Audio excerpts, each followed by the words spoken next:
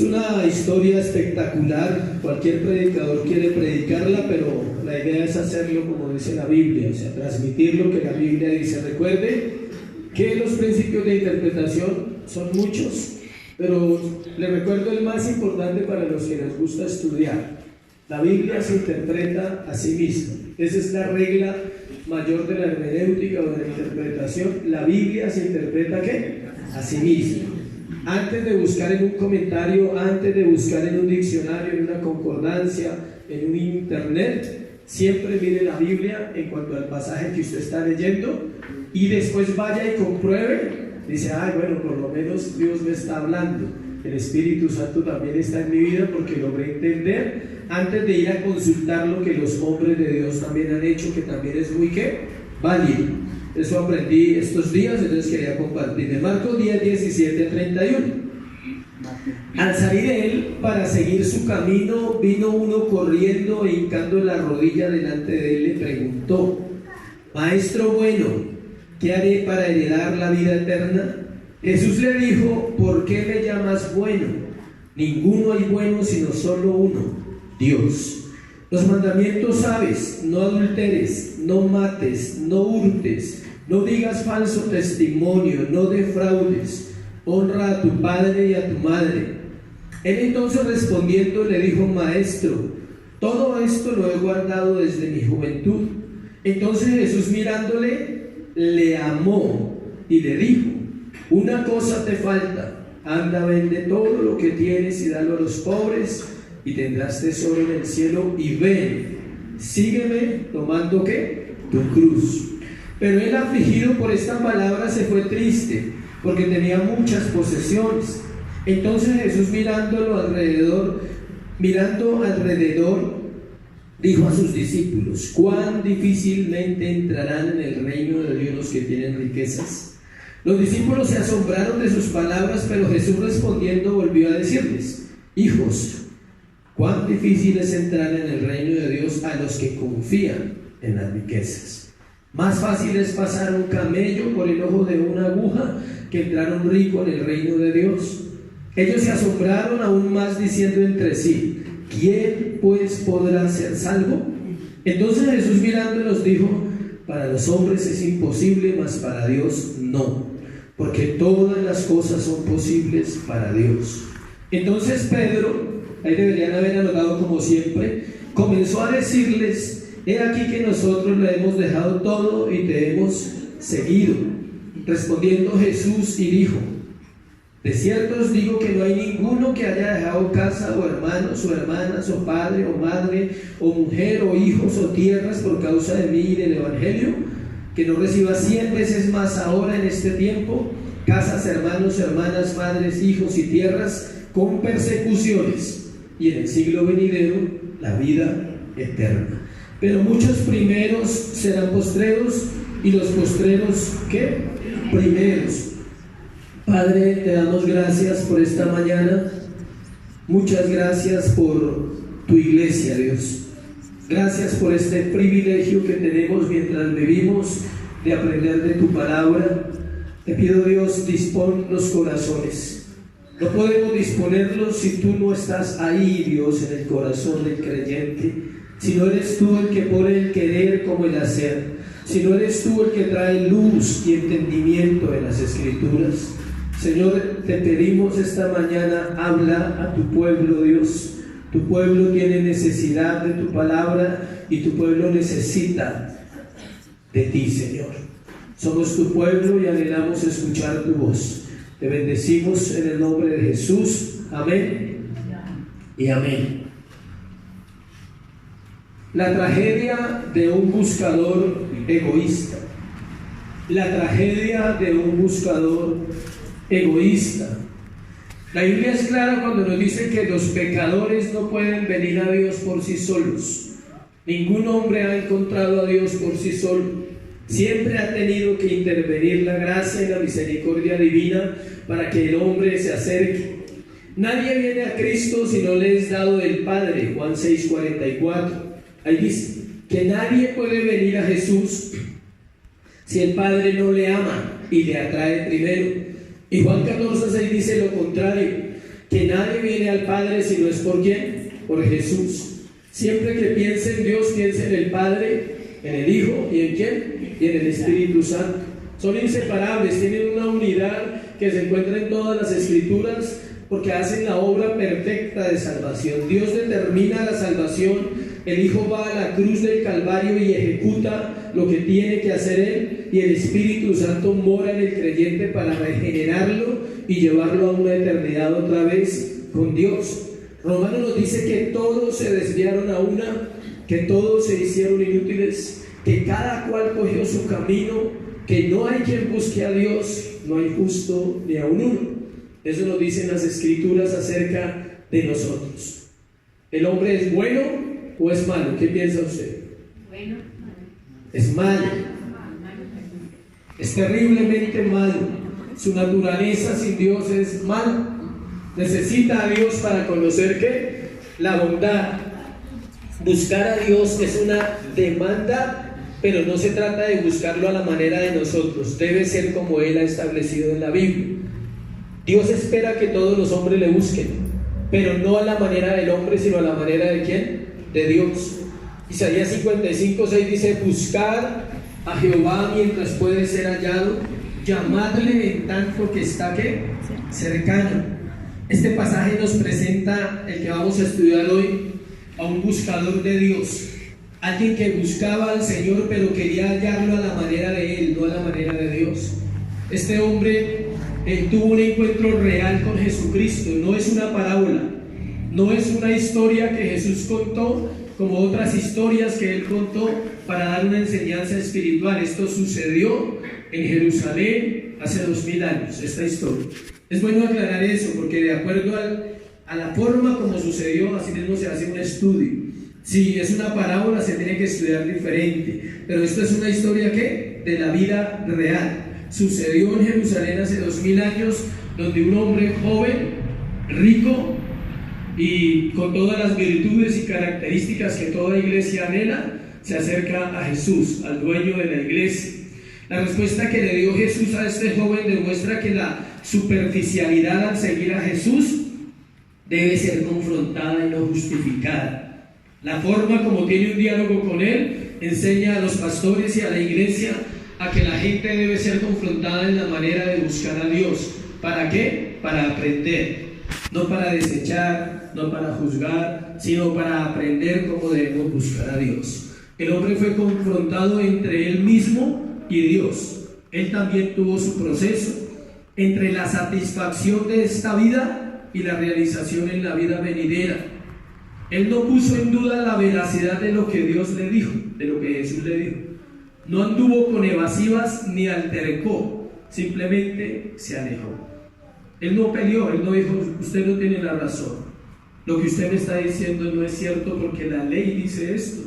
Él sabía quién le estaba diciendo las cosas, entonces no altercó, tal vez no se puso bravo como algunos, simplemente ¿qué? Se alejó y se fue muy triste. Cuando se hizo evidente que lo que Jesús le estaba ofreciendo iba a costarle su orgullo y sus posesiones, el hombre decidió que el precio era demasiado alto, incluso para la vida eterna. Duro, ¿no? Una persona que tome esa decisión. Este joven era el candidato perfecto. Cuando hablamos de joven, recuerde que la Biblia tiene otro concepto de joven, ¿no? La Biblia no la escribieron hace 8 días ni en el siglo XXI. La Biblia tiene un concepto de juventud entre 30, 50, 60 años, no se preocupe. Bueno, esa es la Biblia, esa es. Para 40 años es joven. Isaac era joven cuando se casó. ¿Y cuántos años tenía Isaac? 40. Joven. O sea, él no se casó a los 70, a los 80, pero era un hombre joven. Entonces aquí vemos un hombre aproximadamente entre 30 a 40 años. No un chino de 18 ni de 12, o sea, no, estamos hablando de un hombre que ya ha vivido, que ya tiene una formación. Era el candidato perfecto, escuche. O sea, si él existiera hoy, las iglesias se lo pelearían, ¿sí saben? Véngase para acá, o sea, usted es lo que yo necesito, dile a cualquier pastor. Encajaba muy bien en lo que la iglesia ofrece hoy, o sea, en la iglesia moderna de Cristo. O no la iglesia moderna de Cristo, sino la iglesia moderna, dejémoslo ahí. encaja él perfectamente. El problema es que se encontró con el dueño de la iglesia, no con la iglesia. Ese fue el problema, que él no llegó a una iglesia, llegó al fundador, al dueño, al fundamento de la vida, que es Jesús. No le invitó Jesús a hacer una oración. Qué curioso, ¿no? Hoy en día la gente invita a otro a orar pensando que por eso se va ¿a qué? A salvar. Él no le dijo, voy a orar por ti para que dejes todo. No le dijo eso. Él no le dijo, repita conmigo. O sea, no. Él no lo invitó a hacer una oración. Ese es el modelo de Jesús. El de la iglesia es diferente, tristemente. Le invitó a dejar aquello que él amaba más que a Dios. Evaluando, somos una iglesia muy rica. Ahora al final lo va a entender.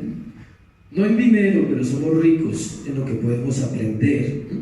Entonces, tal vez aquí no haya un joven rico que tenga que dejar todas las posesiones y todas las riquezas y los negocios en Singapur y en Tokio. O sea, tal vez no lo haya aquí. Pero, recuerde, le invitó a dejar aquello que amaba más que a Dios. Esa es la invitación al joven rico y esa es la invitación para nosotros esta mañana. Él quería la vida eterna, escuche, para añadirla a las posesiones que ya tenía. No la quería como un todo, sino como un añadido. Eso para mí fue suficiente en el estudio, entender eso. Fue lo que más me impactó de todo el estudio esta semana. Yo decía, pero ¿cómo va a poner la vida eterna como una añadidura? Porque tenía muchas posesiones. Vamos a dividir la historia en dos partes nomás. Vamos a hablar primero del encuentro de este hombre con Jesús y luego vamos a hablar de la instrucción que Jesús dio basado en ese encuentro que tuvo con el joven rico. ¿Amén? Entonces vamos a entrar apenas al texto. ¿Listo? Primero, el encuentro. Versículo 17 al versículo 22. Los que quieran anotar, esta historia tiene un paralelo en Mateo 19, del 16 al 30, y en Lucas 18, del 18 al 30. Son los dos paralelos que cuentan la historia similar al libro de Marcos. Le repito, para los que toman nota, Mateo 19, del 16 al 30, el joven rico, desde el punto de vista de un hombre llamado Mateo, y Lucas 18, 18 al 30, desde el punto de vista de un historiador llamado ¿qué? Lucas. De los tres escritores, Marcos es el que es más completo en este estudio. O sea, si un día predicamos Mateo o Lucas, si Dios lo permite, entonces no voy a predicar esta historia. Y lo mismo, cuando volvamos a estudiar un evangelio, yo no voy a predicar las historias que ya prediqué acá. Voy a predicar lo nuevo de Mateo y lo nuevo de Lucas, porque Marcos ya nos dio harto del evangelio.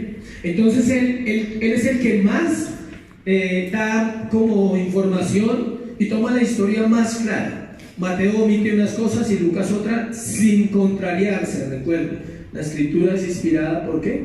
Por Dios, y no hay contradicción de ella. Entonces vamos a dividirlo en 4 partes. La primera se llama la pregunta del buscador. Son 2 puntos y el primer punto tiene 4 partes. La pregunta del buscador.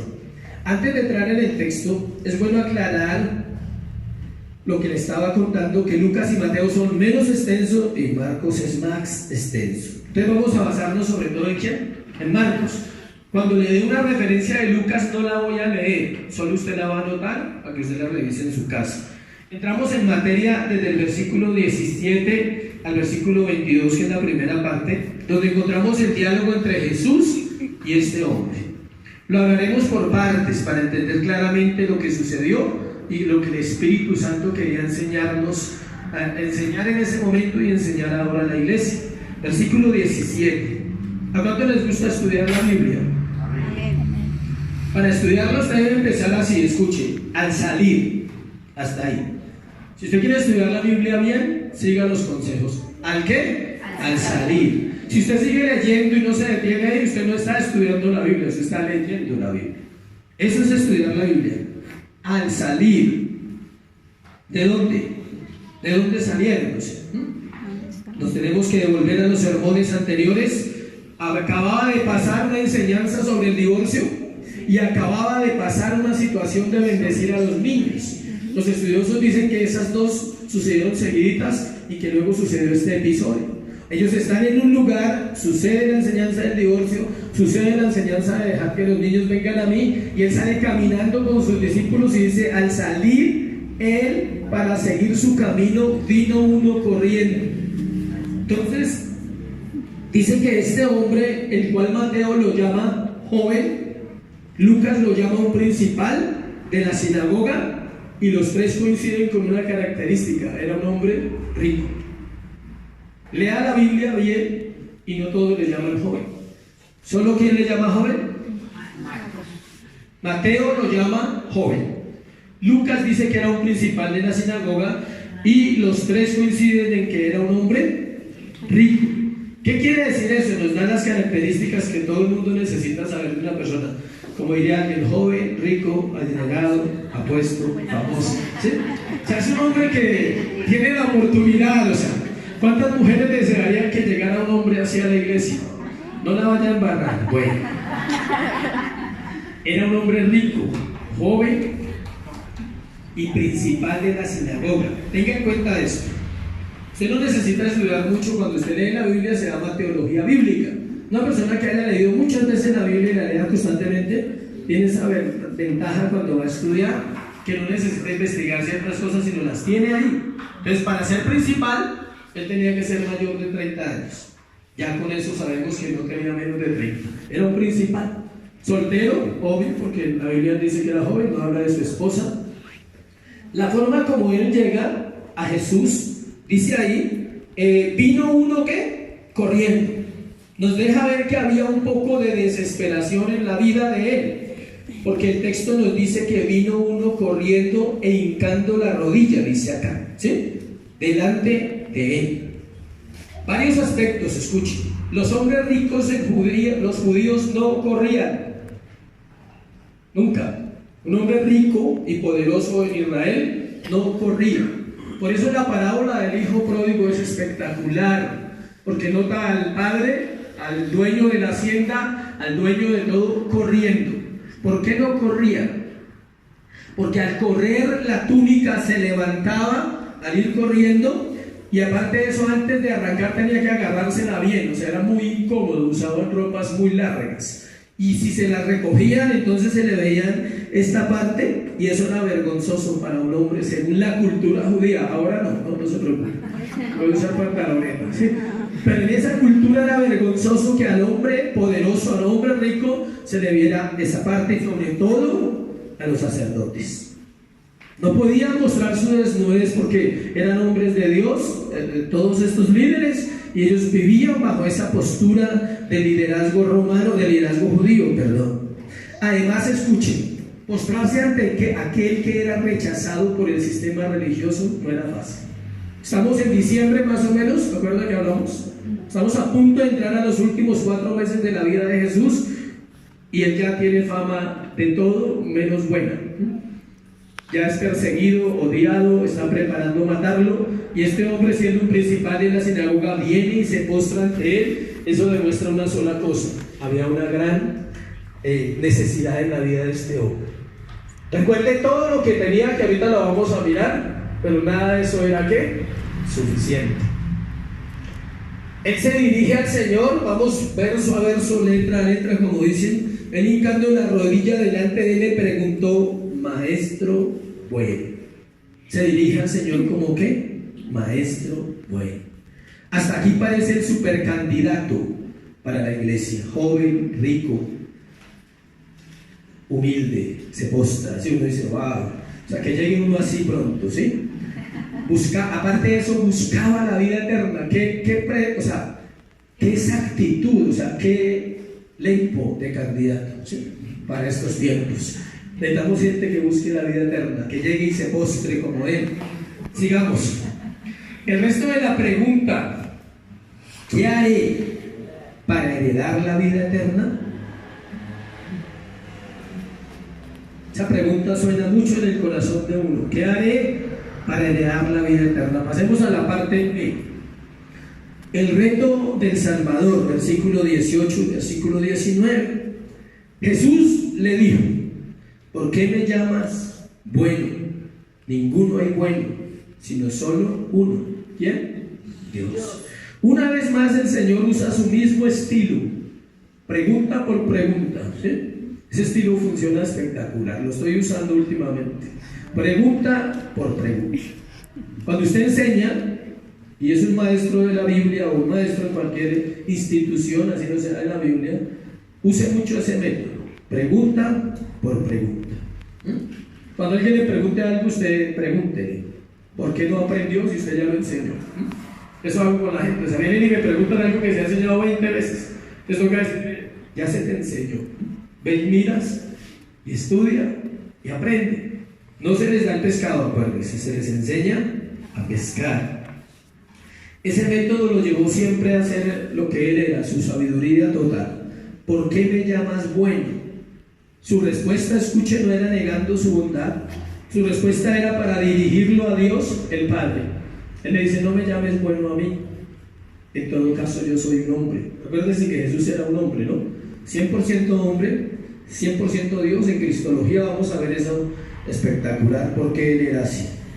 El objeto principal era revelar al Padre. Además, escuche, el concepto de bueno para los religiosos de la época era según lo que ellos consideraban bueno, y estaban diciéndole, él estaba diciendo lo siguiente, mire el texto: tú eres un buen maestro, no más.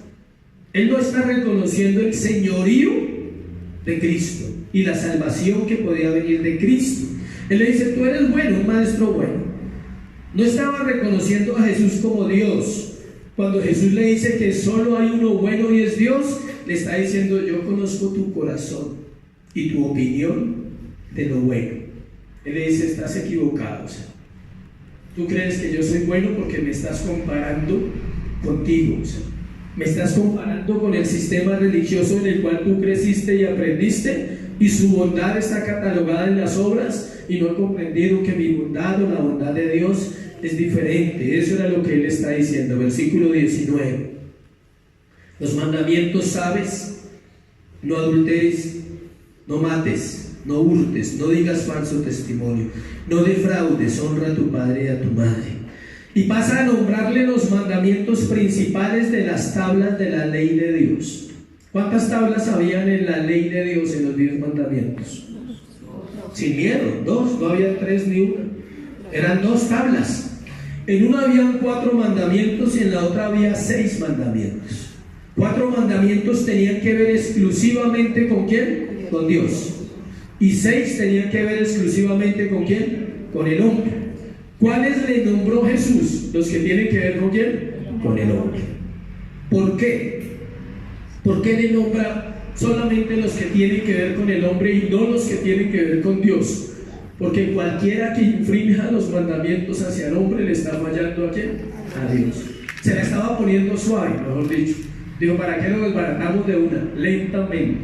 Lentamente lo voy a poner en su lugar. Le voy a abrir los ojos y le voy a hacer ver que su tradición y su ley están ¿qué? Equivocadas. Donde él entre por de una vez por la parte de Dios, él no había alcanzado a nada, se había ido de una vez. Pero él le pregunta eso. Él le dice, el Señor le cita los mandamientos.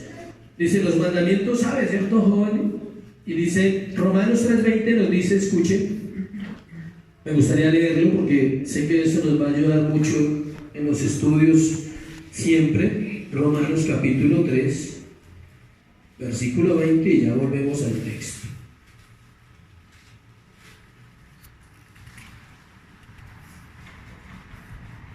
Ya que por las obras de la ley ningún ser humano será justificado delante de él, porque por medio de la ley es el conocimiento de ¿qué?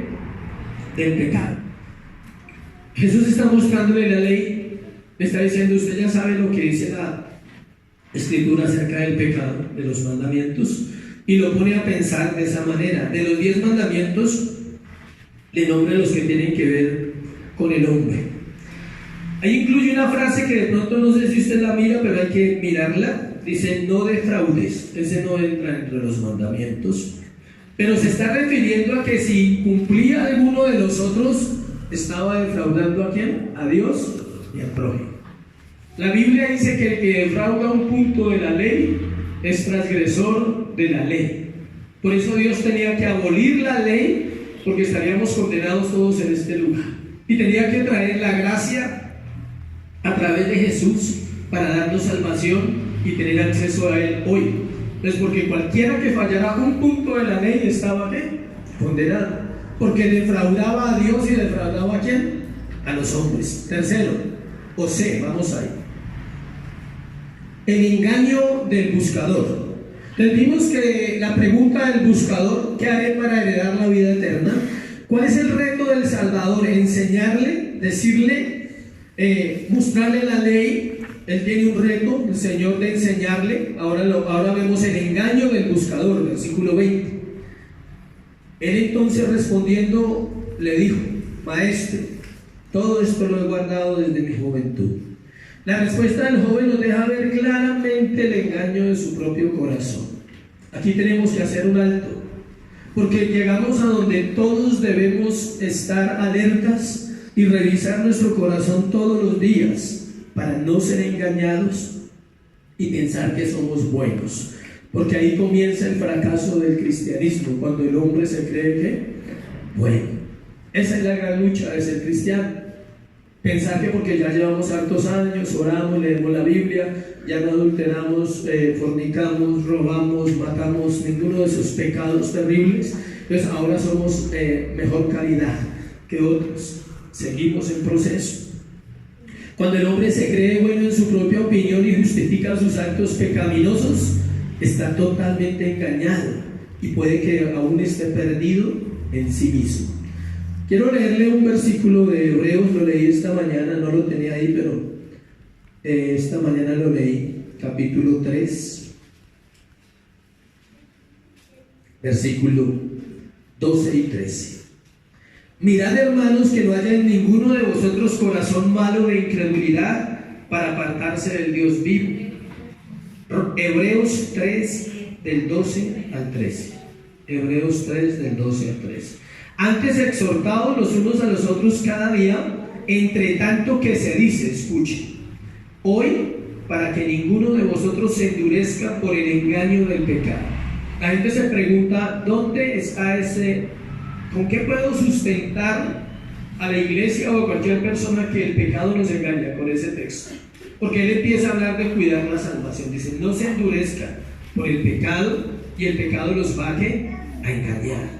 Este hombre estaba engañado en su corazón porque había un pecado en la vida de él que él no percibía como pecado. Por eso estamos hablando de una sola cosa.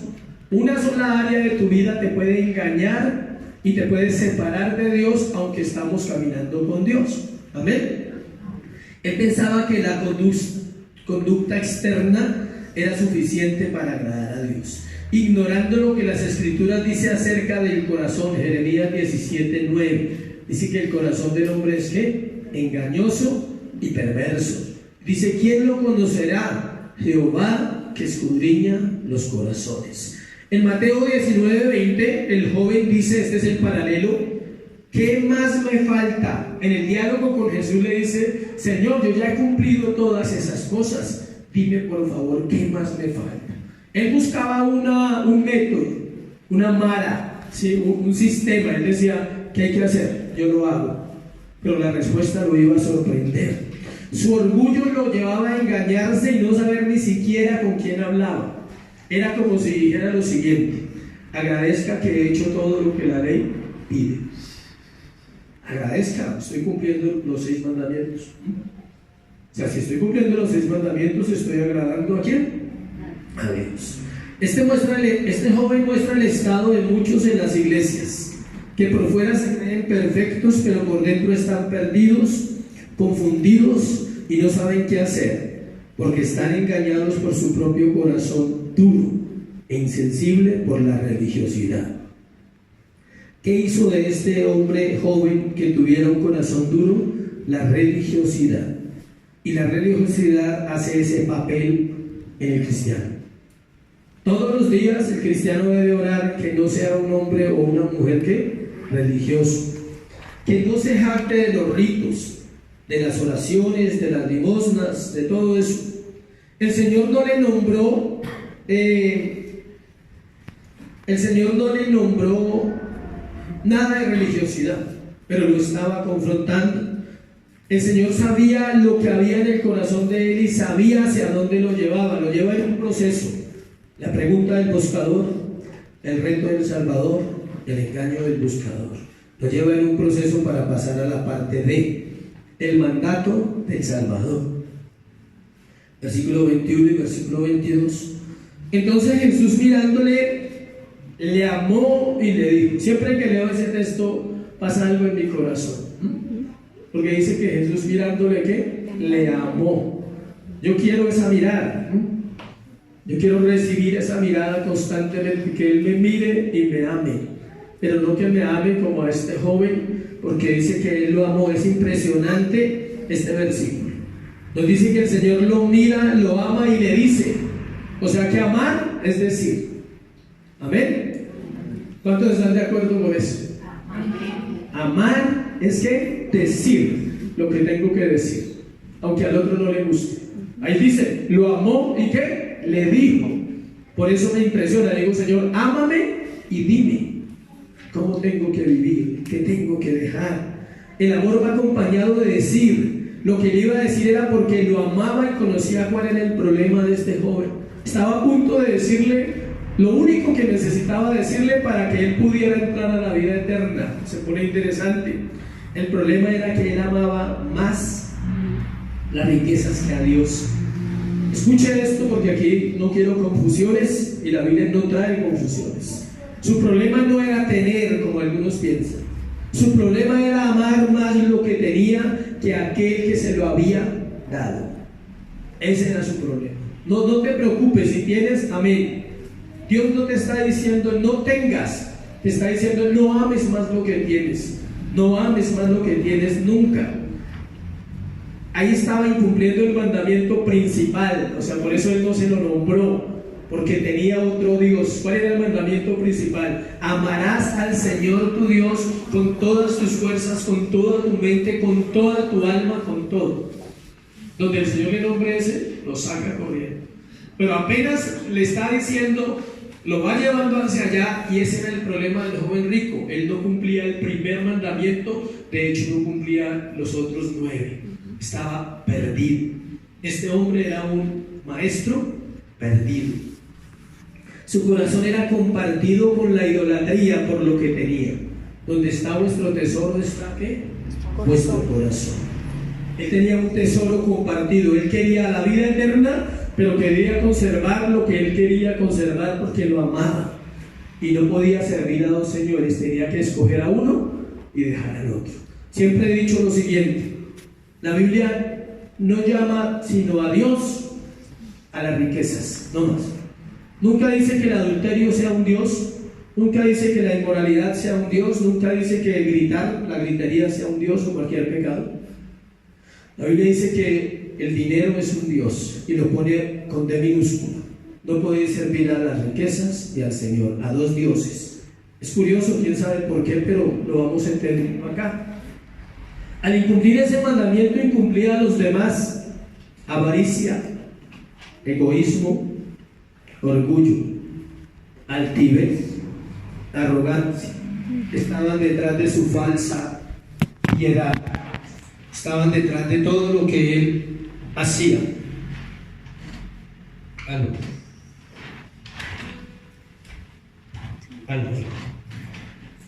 Una cosa te falta, dice. Parece poco, pero era todo para este hombre. ¿Dónde vamos en el versículo qué? 21 y 22. Entonces Jesús, mirándole, le amó y le dijo: una cosa te falta, anda, vende todo lo que tiene y dalo a los pobres y tendrás tesoro en el cielo. Ven y sígueme, tomando tu cruz. Dimos una predicación de esa frasecita, ¿se acuerda? En Marcos también.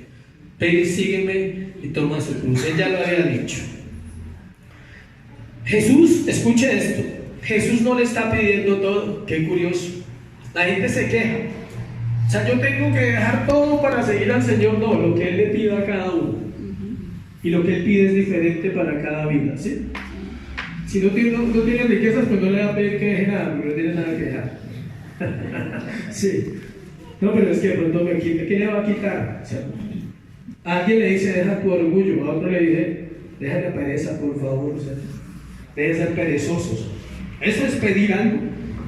Él está pidiendo una cosa que al dejarla beneficiaría el corazón de este hombre, pero escuche, lo más probable es que este hombre al dejar sus riquezas hubiera sido recompensado como el hombre llamado Job. Pero él no quería, él se amaba mucho. Él no, parece que se le había olvidado la historia de Job, parece que se le había olvidado lo del Antiguo Testamento cuando Deuteronomio 28, las bendiciones y las maldiciones. Ellos tenían un concepto errado de Deuteronomio 28. En la cultura judía en ese momento se pensaba que el que tuviera dinero era bendecido y el que no tuviera dinero no era bendecido, estaba bajo maldición. Concepto que unas iglesias usan para sacarle dinero a la gente. ¿Sí sabían? Las iglesias manipulan a través de esa enseñanza torcida. Usted no tiene porque usted no tiene fe. Pero si usted da, usted va a tener. Eso no enseña la Biblia. La Biblia dice que somos bendecidos. Amén. Somos bendecidos y ahorita lo vamos a mirar. Por eso el Señor le dice que si hace eso, puede venir en pos de Él y seguirle. Era un llamado a estar con el Señor, más que un llamado a dejar lo material, algo material. Era una oferta a vivir para Dios. Él no lo entendió. La oferta no era, deje todo porque es que a mí no me gusta que usted viva bien. ¿Creen que Jesús pensaba así? Él le dijo, te amo tanto que yo sé que te entretiene y sé que te impide seguirme de verdad. En el caso de él eran ¿qué? Sus posesiones. Si solo vemos la demanda, no veremos el privilegio. ¿Pero por qué? O sea, no por qué, o sea, ¿para qué? O sea que no puedo, ¿por qué no puedes? Averigua bien. ¿Qué beneficio ganas cuando algo Dios te lo pide y tú lo entregas? No mires solamente la demanda, mira también ¿qué? El privilegio. Versículo 22. Pero afligido por esa palabra, se fue triste, porque tenía muchas posesiones. Él prefirió el camino ancho que lleva a la perdición y no el camino angosto que lleva a la vida eterna. Él amaba más sus posesiones que a Dios. Y él pensó que era algo que podía obtener. Dijo, yo voy, me presento ante el que reparte la vida eterna y él me la da, pues como yo tengo todo, de pronto le doy algo. Pero él no le pidió nada para él. Miren la enseñanza. Jesús no le dice, deme sus bienes, yo soy Dios. Él no dice eso. Él le dice, deme sus bienes ¿a quién? A los pobres. Pero en realidad, quizás el joven rico no necesitó hacer eso. Era solo una prueba. Donde él diga, listo, los voy a repartir, tal vez el Señor diga, no. Solo estaba mirando si realmente quería seguir. Ven y sigue. O sea, era la prueba del corazón. Segundo punto, la instrucción, versículo 23 al versículo 31. La lección que Jesús sacó de la trágica historia del joven rico profundiza la declaración que el Señor hizo en Marcos 8:35. Devuélvase unas hojitas ahí. Marcos 8:35. Ya lo leímos acá. Porque todo el que quiera salvar su vida la perderá, y todo el que pierda su vida por causa de mí y del Evangelio, ¿qué? La salvará. Esa lección, entramos a la instrucción que Él le da a los discípulos. Él les está diciendo, aquí hay una lección para ustedes. Y yo ya se las he compartido, les dice, pero la vamos a volver a mirar. La lección que Él saca es esa. Todo el que quiera salvar su vida la perderá. Este hombre que parecía estar buscando la vida eterna, volvemos ahí, perdió su alma eterna por amarse más a sí mismo que a Dios. Él perdió algo eterno, su alma, por buscar algo eterno, pero a la manera de Él.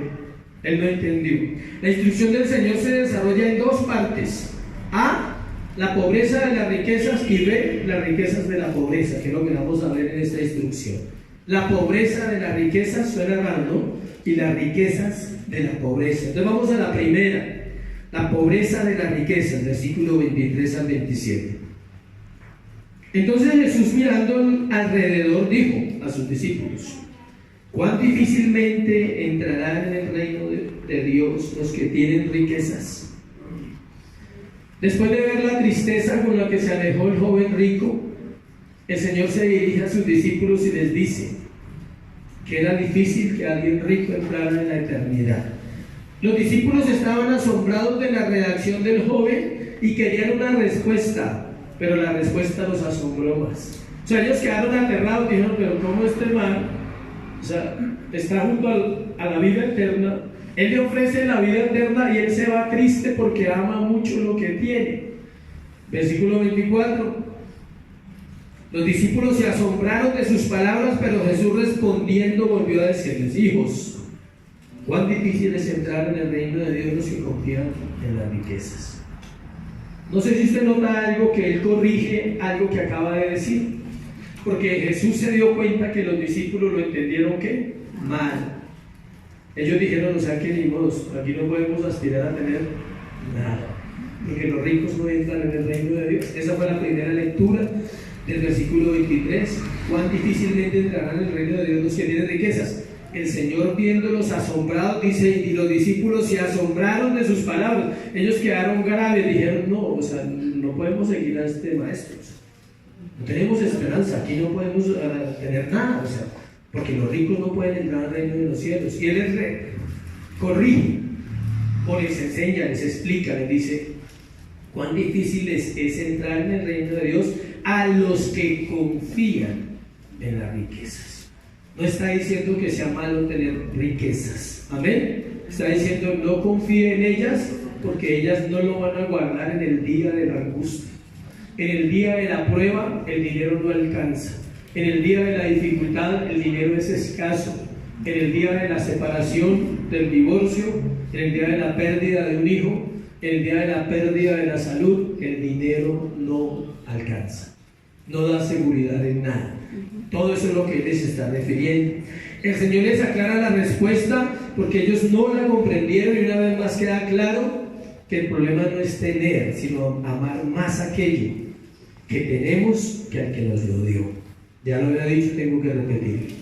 La cultura judía en ese momento veía la riqueza como una señal de Dios, como una bendición divina, y veía la pobreza como una señal de maldición. Pero nosotros sabemos que eso no enseña la Biblia, era una enseñanza de ellos. Ellos se les olvidó la postura de Deuteronomio 28, la habían torcido, y es similar al evangelio de la prosperidad que se predica en este tiempo, donde dicen que no pueden haber pobres, que si usted es pobre está en pecado, y la Biblia no dice eso. Hay cosas que aprender, hay cosas que revisar, hay que aprender a administrar, hay que aprender a sembrar, a dar, pero la maldición no tiene que ver con pobreza. Cuando Cristo nos redimió de la maldición de la ley, no estaba hablando de la maldición de la pobreza, estaba hablando de la maldición de la condenación, de estar condenados por ser pecadores. Cristo nos redime de la maldición de la ley hecha por nosotros maldición, porque está escrito: maldito el que es colgado de un madero. Pero Él no está diciendo que nos redimió de ser pobres, Él nos redimió del infierno.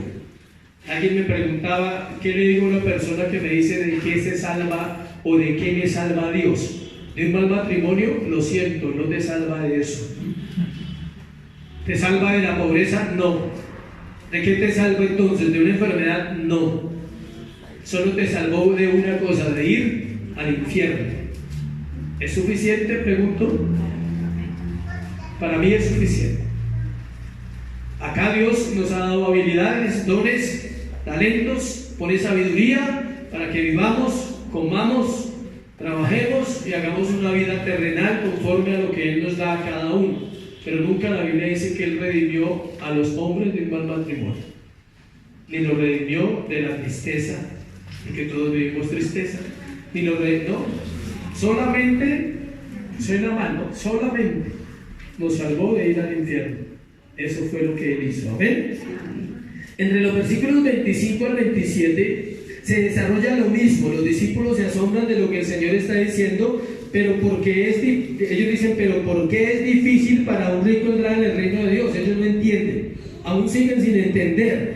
Primero, escucha, vamos a mirar por qué. Versículo 25, el Señor dice: más fácil es pasar un camello por el ojo de una aguja que entrar en un rico en el reino de Dios. Resulta que había un proverbio en la época que era de la China, del Oriente, y ellos decían que era más fácil pasar un elefante por el ojo de una aguja. Entonces los judíos no tenían elefantes, entonces ellos tenían ¿qué? Camellos. Ellos lo decían era con el camello, ¿sí? Ellos decían que era más fácil pasar un camello por el ojo de una aguja. Otra postura que no es cierta, pero que se la comparto, es que en Israel había una puerta pequeña y que los camellos tenían que agacharse para entrar. Eso no es cierto, es una postura de los estudiosos de esa época. Escuchen, vamos a mirar por qué rápidamente. Primero, ¿por qué un rico no puede entrar en el reino de Dios? Una persona que confía en las riquezas, no un rico. La riqueza da una sensación de seguridad falsa. Primera de Timoteo 6:17. Por eso una persona no puede confiar en las riquezas. Primera de Timoteo 6:17. Mire lo que dice: a los ricos de este siglo manda, le dice Pablo a Timoteo, que no sean altivos, ni pongan la esperanza en las riquezas, las cuales son inciertas, sino en el Dios vivo, que nos da todas las cosas en abundancia, para que las disfrutemos. Mejor respuesta no puede haber. ¿Sí? Él le dice, no, Timoteo, no le vaya a quitar la plata a los ricos, o sea, no. Enséñeles, díganles, no confíen en su dinero, confíen en quién, en Dios. Eso es lo que está diciendo. Segundo, los ricos están consumidos en el amor al mundo. El amar más el dinero que a Dios es amar el mundo. Primera Timoteo 6:10. Porque raíz de todos los males es el amor al dinero, el cual codiciando algunos se extraviaron ¿de qué? De la fe, y fueron traspasados de muchos dolores. Una persona que confía en sus riquezas no necesita la fe, cree que todo lo tiene ahí, y que cualquier cosa que necesita, gira, pague, le doy, le trae. ¿Se acuerdan de un hombre llamado el mago Simón en el libro de Hechos? Cuando Pedro llegó a una ciudad a orar y empezó a ministrar y la gente era llena del Espíritu Santo, él le ofreció dinero a Pedro y le dijo, yo quiero ese don. Y Pedro lo reprendió y le dice, tu dinero perezca contigo, porque no se puede comprar el favor de Dios. No se puede comprar nada de Dios. Es gratis, pero demanda un compromiso. Chévere, ¿no? Si tú lo puedes comprar, sería barato, sería inservible. Todo lo que puedas comprar no sirve, para que lo vayas aprendiendo. Todo lo que puedas comprar se queda acá. Al único que no puedes comprar es a Dios. Mucha gente puede comprar muchas cosas aquí, pero se quedan aquí. A Dios no lo puedes comprar, pero tienes el privilegio de pasar la eternidad con Él. Pero no lo puedes comprar nunca, ni lo intentes. Te metes en un problema en pensar que tú puedes comprar la gracia, la misericordia, el perdón de pecados, la sabiduría para entender la Biblia. Te metes en un problema. Una buena familia no se compra, es gracia. Un buen trabajo no lo puedes comprar, puedes sobornar a alguien para que te lo dé, pero Dios te puede dar por gracia un buen ingreso, una buena vida. ¿Ven? Tercero, los ricos tienden a ser egoístas y a buscar la gratificación personal, al igual que el hombre rico de Lucas capítulo 16 del 19 al 31, que ignoró la necesidad de su prójimo. No lo voy a leer. Es la historia del rico y ¿quién? Y Lázaro. El hombre que había un mendigo en la puerta y él tenía todo, pero nunca se acordó del mendigo. O sea, él está diciendo, él amaba, era egoísta, solo pensaba en él. Ellos daban grandes ofrendas. Escuchen esto tan importante. Se jactaban de eso. ¿Quiénes daban grandes ofrendas? Los fariseos. Tenían plata. Ellos ¿por qué tenían plata? Porque gobernaban el pueblo. Era un grupo de 60 o 70, que era el que recibía todos los impuestos del pueblo, las ofrendas, lo de la venta de la mercadería que había en el templo, y ellos todo lo era para ellos y sus familias. Y ellos tenían dinero y ellos se jactaban de dar grandes ofrendas. Algunos piensan que porque diezman una suma considerable deben ser tratados mejor en la iglesia que otros.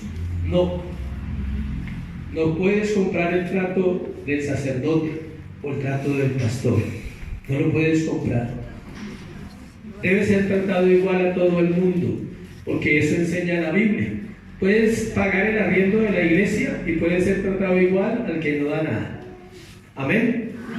Así enseña la Biblia y así debe ser. En el libro apócrifo de Tobías, escuche esto para que aquellos que tienen preguntas, ¿por qué esos libros no están en la Biblia? Aquí hay una buena respuesta. En el libro apócrifo de Tobías, los que tengan una Biblia de esas, la pueden leer en la casa, porque en su Biblia no debe estar, ¿no? Buena, dice miren lo que dice, ahorita le doy la cita. Eso era tremendo, dice: buena es la oración y el ayuno, y mejor es la limosna con justicia que la riqueza con iniquidad. Eso dice el libro de Tobías. Mejor es hacer limosna que atesorar oro. Era mentira, o sea, era una falsa piedad. Ellos daban a la iglesia o a la casa de Dios mucho, porque ellos se sentían bien, no porque amaran a Dios. Escuche, mejor es hacer limosna que atesorar oro.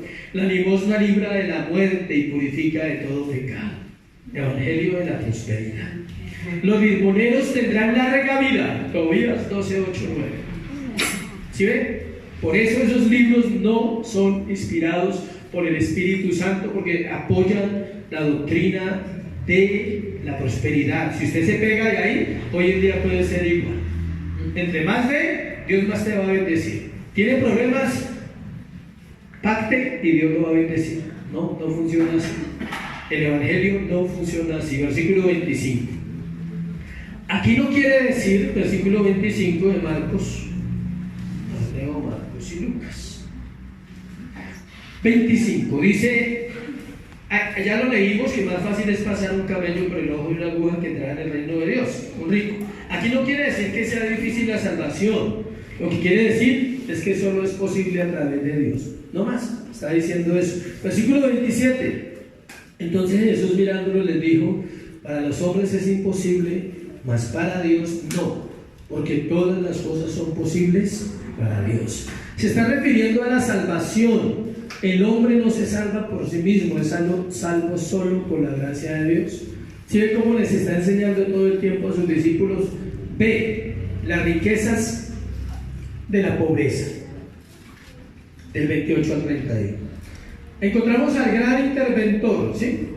Pedro, al que interviene en todas las enseñanzas de Jesús, en la gran mayoría.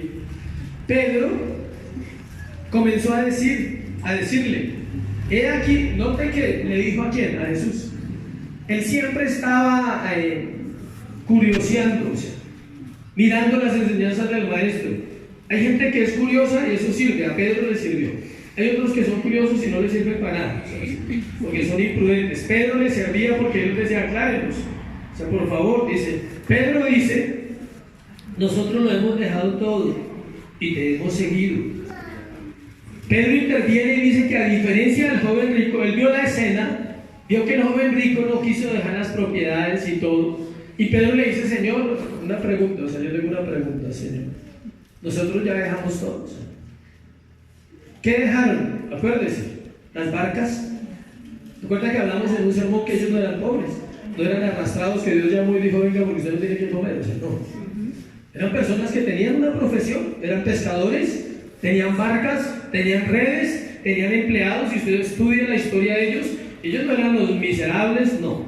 Que no eran educados, eran diferentes. Que no habían ido a una universidad, que no habían ido a estudiar con Gamaliel, pero ellos eran normal, trabajadores. Y dice que dejaron las redes y dejaron a sus padres por seguir a Jesús. Entonces Pedro le dice, Señor, nosotros ya dejamos todo. Entonces, ¿cómo es el asunto? El Señor le responde que recibirán en esta vida 100 veces más y en el siglo venidero la vida eterna.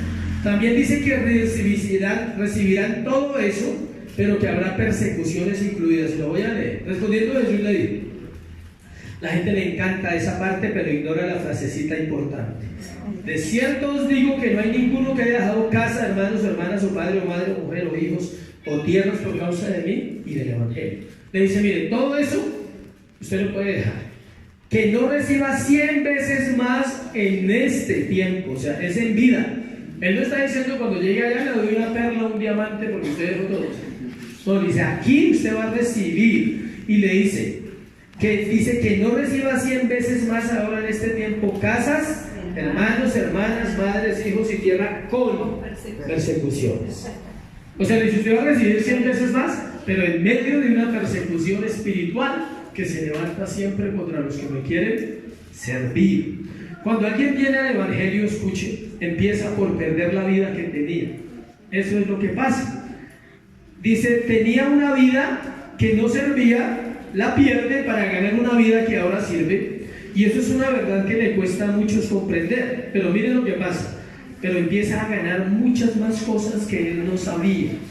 La riqueza de las pobrezas, ¿sí? Dejó todo, pero empieza a ganar lo siguiente. Padres. Hay personas que se vuelven como padres para otro, empiezan a ganar. No estamos hablando del padre espiritual y la madre espiritual, no, eso no. Estamos hablando de que hay alguien que se vuelve un tutor, una persona que le puede ayudar y empiezan a recibir ese amor que no ha recibido porque tuvo que dejar al papá que no quiere venir a la iglesia. Eso pasa. Madres, hermanos, miren todos los que tiene alrededor y construye relaciones basadas en la verdad, relaciones verdaderas, de personas que están dispuestos a ayudar sin interés, de personas que dicen, vamos a orar por ti. Siempre la oración ha sido el baluarte de la iglesia, es la riqueza de la iglesia. Alguien decía, si amas a alguien, ora por esa persona. Tú puedes ser rechazado por alguien que te diga, yo no quiero que me hable de su Dios, no me interesa, le pido un favor que me respete y yo le respeto su vida. Tú puedes decirle, no hay problema, listo, pero hay algo que yo quiero hacer por ti y voy a orar por tu alma. Eso lo deja loco el resto de la vida. En serio.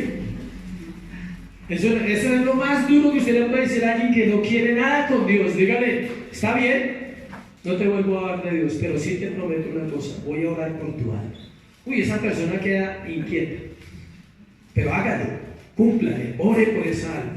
Ore, ámelo aunque le haya rechazado. Dígale, ese es Jesús. Jesús hacía eso. Él oraba por nosotros, ¿sí sabía? Escuche esto tan bonito, tan interesante. No es tonto el quien da lo que no puede conservar para ganar lo que no puede perder. Se lo repito porque sé que más de uno quedó así como nos enseña el profe con la música, cuando el cerebro se le cruza a uno. No es tonto el quien da lo que no puede conservar para ganar lo que no puede perder. Esa es la historia del joven rico. Él no quiso dar lo que no podía conservar. Sus riquezas él no las conservó porque murió y se fue sin ellas. Para ganar lo que no podía perder. ¿Qué no podía perder? La vida eterna. La vida eterna no se puede perder, porque si no, no sería vida eterna. La gente dice, o sea, que uno pierde la salvación. No, simplemente no era salvo. Las riquezas que se reciben por dejar todo y seguir al Señor no son comparables a nada. Escuchen, ningún tipo de necesidad en esta tierra es más fuerte que la necesidad que tenemos de Dios todos los seres humanos. Por eso no se trata de ricos o pobres, iglesia. No se trata de ricos o pobres. Se trata de hijos de Dios, de salvos, de una herencia que está por encima de todo lo que se pueda obtener en este mundo. De eso se trata el tema de esta mañana. No se trata que Dios te va a quitar lo que tienes. Se trata que Él quiere darte lo que Él solo puede darte, eternidad. Si ya la tienes, cuídala. Lee Hebreos. ¿Cómo descuidaremos una salvación que tan grande? Dice que hay peligro de deslizarnos, que a veces es tan sencillo deslizarnos y estar saliéndonos del reposo, porque habla del reposo, estoy leyendo Hebreos, y habla de cómo nos salimos del reposo. Y yo decía, ¿cuál reposo? Porque yo entré hace años en eso y yo no entiendo, ¿sí? Pero entré en el reposo hace muchos años. ¿Qué es el reposo? Cristo. Todo el Antiguo Testamento es un tipo de Cristo. Todas las historias apuntan a Él. Todas. Un hombre me preguntaba, pastor, Israel no, al fin y al cabo no disfrutó a Canaán. Ellos entraron, repartieron y volvieron y la embarraron. Y dije, sí, porque era un prototipo de lo que había de venir. ¿Quién? Cristo. Cristo es diferente.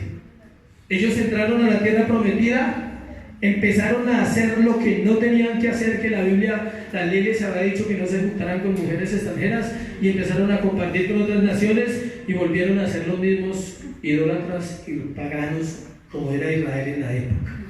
Pero ahora es diferente. Cuando Cristo viene a una vida, escuche, ya no puede perder Canaán. Cristo es nuestro Canaán, Cristo es nuestra salvación. Y cuando Él viene a una vida, Él envía su Espíritu, dice la palabra.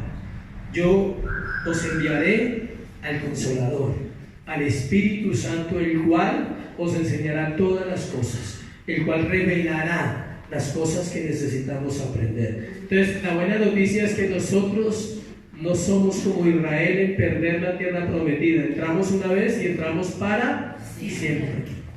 Somos salvos en Cristo. Amén, iglesia. Ponte sobre tus pies, vamos a orar. Al terminar la oración, recogemos la ofrenda y le damos gracias a Dios por este tiempo. Amén. Te cierran tus ojos.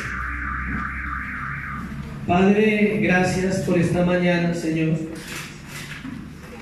por el regalo, Dios, de la Biblia, el regalo de la palabra, Señor. Nada se compara a ti. Nada es comparable al amor de Cristo por la iglesia, Señor, por tus hijos. Y es una mañana de buenas noticias, Dios, pero era necesario dar las malas noticias primero, que el egoísmo nos separa de Dios, que al igual que este joven rico, hay cosas por determinar en nuestra vida. Y yo sé que Dios ha hablado a tu corazón, a la iglesia, como a mi corazón. Y es el momento de mirar en nuestro corazón, en nuestro interior.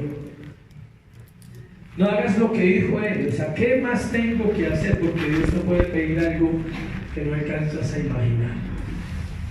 Pero es cierto que hay algo que dejar y uno lo sabe. Por lo general ya lo sabemos. No necesitamos que un ángel venga y nos diga qué tenemos que dejar. Y es ahí donde Dios quiere llegar en esta mañana a tu corazón a decirte: anda y ve y haz lo que tengas que hacer. Dejar todo, riquezas, no aplica en nuestra iglesia porque gracias a Dios no hay millonarios. Pero sí necesitamos dejar nuestro orgullo, nuestra forma mediocre de buscar a Dios. Debemos dejar una vida liviana que ama el pecado, que quizás ama el mundo y se conforma a este siglo todavía, por buscarle, por hallarle. Dijo el profeta Isaías: buscadle en tanto que está, llamadle, dice, acercaos a él y vivirá vuestra alma, dice el profeta Isaías. Señor, ayúdanos a acercarnos esta mañana y que podamos ver lo que este hombre vio, pero él lo rechazó, nosotros no lo rechazamos esta mañana, tu mirada de amor.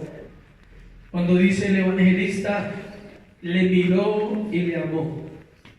Hoy Dios te mira y te ama y nos ama, y espera una respuesta coherente conforme sea tu situación.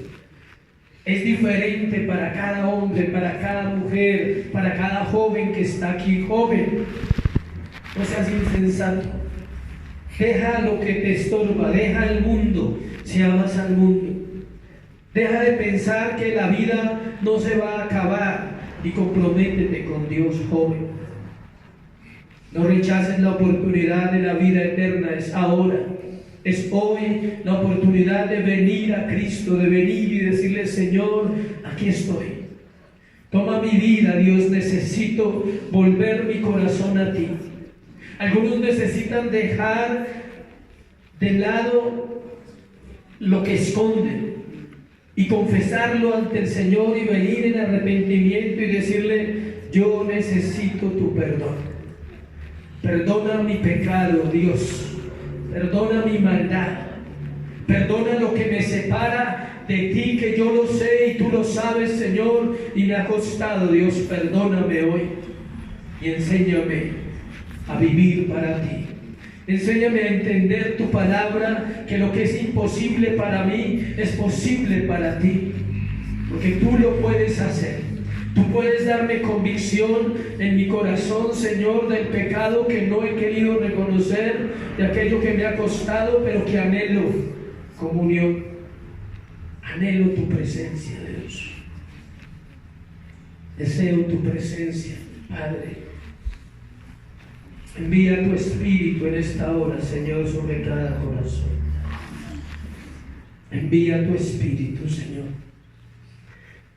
Convéncenos, Dios, que nada es más valioso que tú eres la perla de gran precio, Señor, que tú eres el único en quien el hombre haya salvación y puede venir y postrarse, pero no para salir corriendo tristes como este joven, sino para quedarse y permanecer en tu regazo, Señor. Gracias, Dios. Dale gracias al Señor. Dale gracias, dice la Biblia, entrad por sus puertas con acción de gracias, con alabanzas. Dile, alábalo porque Él es bueno. Dile por qué lo alabas. Porque ha sido fiel. Porque Él ha sido fiel contigo y conmigo al tenernos esta mañana acá. Dile, me has dado la vida, pero aparte de darme una vida, me has dado tu presencia, Señor. Me has dado el privilegio de escuchar y de conocer la verdad. Por eso te amo, Dios. Por eso te adoro esta mañana. Hoy te doy gracias por este tiempo, en el nombre de Jesús. Amén. Y amén. Dale un aplauso al Señor.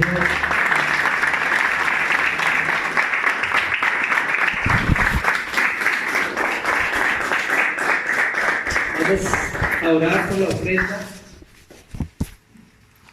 Puedes tomar tu ofrenda. Recuerda que es tonto no dar lo que tenemos que dar para perder algo que no podemos perder, dijo la frase. Entonces, toma tu ofrenda, lo que hayas traído para el Señor, preséntalo y recuerda que en esta vida solamente podemos seguir a Dios como Él dice, no como nosotros queremos. Si tú lo sigues como tú quieres, estás como el joven rico. Tienes que seguirlo como la Biblia demanda y como la Biblia enseña, y Él nos va guiando en ese proceso. Amén. Padre, te damos gracias por la oportunidad de ofrendar. Santifica nuestra vida financiera, Señor. Ayúdanos a ser provistos, Dios, de toda necesidad. Tu palabra lo dice cuando el apóstol Pablo estaba en la cárcel, dice que Dios supliría sus necesidades conforme a sus riquezas en gloria. No estaba hablando solo de dinero, Señor, hay necesidades más profundas en la iglesia, como conocerte, como entender la riqueza de la pobreza, Señor, y como entender la pobreza de algo que nos puede separar de Dios, y es el dinero. Hoy te doy gracias por la iglesia que nos has confiado. Te pido que la bendigas. Aquellos que necesitan un empleo, Dios, para proveer en sus casas, sea abierto, Dios, ese lugar donde tú los quieres poner para que sean luz y sean testimonio en donde trabajan también, Señor. Los que están batallando, Señor, en el área financiera, oramos, Dios, enséñanos a administrar, porque siempre han habido recursos y malos administradores. Señor, ayúdanos a ser buenos administradores de los recursos que nos das en nuestros trabajos y en lo que hacemos. En el nombre de Jesús. Amén y amén.